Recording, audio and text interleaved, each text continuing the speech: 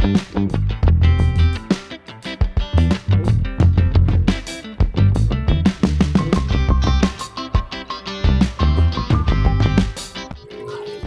guys! So welcome back to the channel of Momshie and Trisan. So Happy New Year everyone! Ayan, dahil New Year special ngayon ng gabing ito, ang araw na to, so magluluto ako ngayon ng beefy lasagna. So ayan yung ating ground beef na nilagyan ko ng mushroom.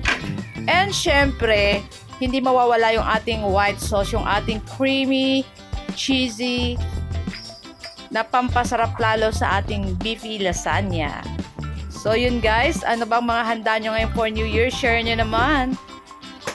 So, ang sarap nito guys.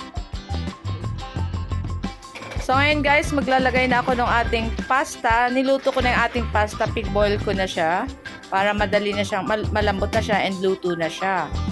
So this time, maglalagay ako ng ground beef muna sa ating pan or sa ating pot or sa ating tray. Yan. Much better on tray. So, ayan. Lagay tayo ng ground beef. And then, after nito, maglalagay na tayo ng ating pasta.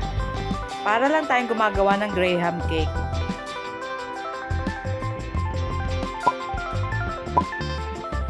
Oh, after nyan, syempre, yan. Suksok natin sa mga gilid-gilid, diba? Oh, maglalagay na tayo ng ating pasta. Yung ating pasta ginamit ay pang lasagna talaga.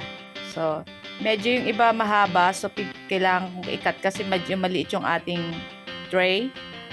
Ayan. At hindi na namin siya guys i-oven kasi dahil mahal ang kuryente ngayon, tipid na muna. So, instead na gagamit kami ng oven, i-steam ko na lang siya guys mamaya bago namin kainin para mainit siya. O, diba? So, ganyan lang siya guys, kasimple. Napakadaling gawin. Kaya guys, kung wala kayong oven, okay lang yan. Ayan. Ihilera lang natin ng ganito guys. So yan guys, i-steam ko lang siya guys ng 10 minutes. Pero yung ating mainit na kumukulo na. So mag-aano lang tayo ng 10 minutes. Kasi dati naman nanluto yung ating lasagna.